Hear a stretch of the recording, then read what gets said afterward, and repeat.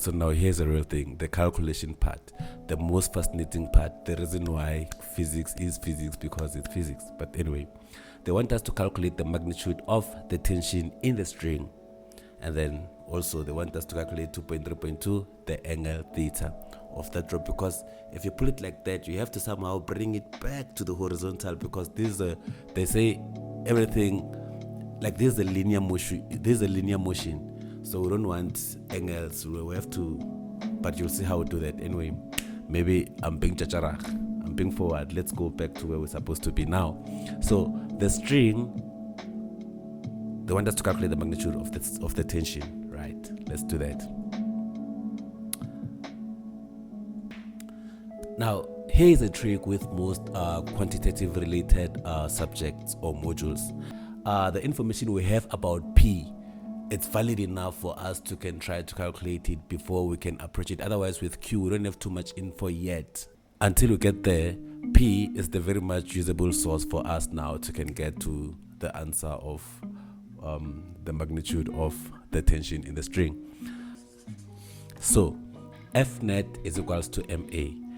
We already, on our free body diagram, we already have the free body diagram shows us all the forces that are acting on P, right? So we have the normal force acting upward, the weight acting downwards, and then the tension to that direction, which is the positive direction, and then the friction, which is moving that side to the negative direction, as you can, even if you understand the Cartesian plane either way.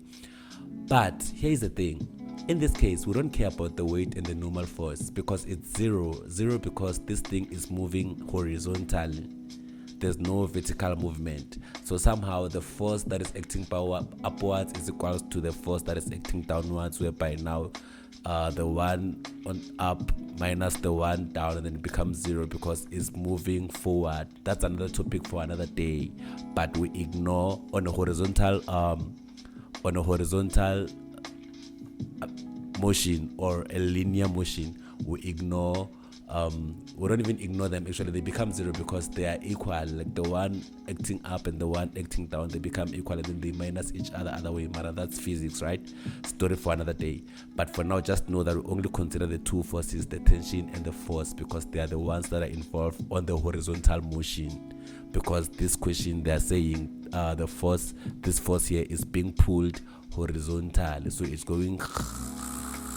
There's no you understand? Like it's like that. So here we have two forces. So now all I'm trying to say is that the total forces that are acting on P, it's only T and F plus zero. The one, like, okay, sharp, like, that's how it goes. So only consider the horizontal force, or we'll only consider the horizontal forces only.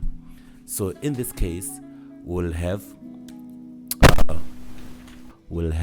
T minus F is equals to MA.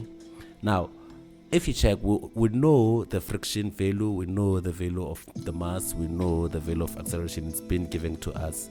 Our acceleration, they told us, is 0.1. The mass, they told us for object P, or for crate P rather, it was 1.25 kg. It was 1.25 kgs, and the frictional force they gave us, it was 1.8 from the given statement. So before we substitute there, because we know we want to calculate T, we can just make T subject of the formula here, and then when we make T subject of the formula, we get MA plus frictional force, because when it comes this side, it changes the sign and becomes a positive mathematically, right? And then now we have the mass of 1.25 kgs multiplied by the frictional force of 0.1 plus 1.8 newtons. And then whatever we get here is our tension T. And the answer is 1.925. But then putting this into two decimal fractions, it's going to be 1.93 newtons. So this is the tension T. The tension T is 9.3 newtons. And this is how it works. From the diagram here, if this now is equals to 1.9 1.93 newtons, because it's the same rope. Also the side will be the very same one, because it's the same, it's one rope, so it's the same tension. So by calculating the tension here, we've somehow determined the tension on object Q also, so it's also 1.93 newtons. These are the things that probably is the key understanding of the whole thing, so just know it's the same tension anyway. So I'm saying so because we are moving to the part of where we have to get the angle theta. So 2.3.2, they want us to get the angle theta.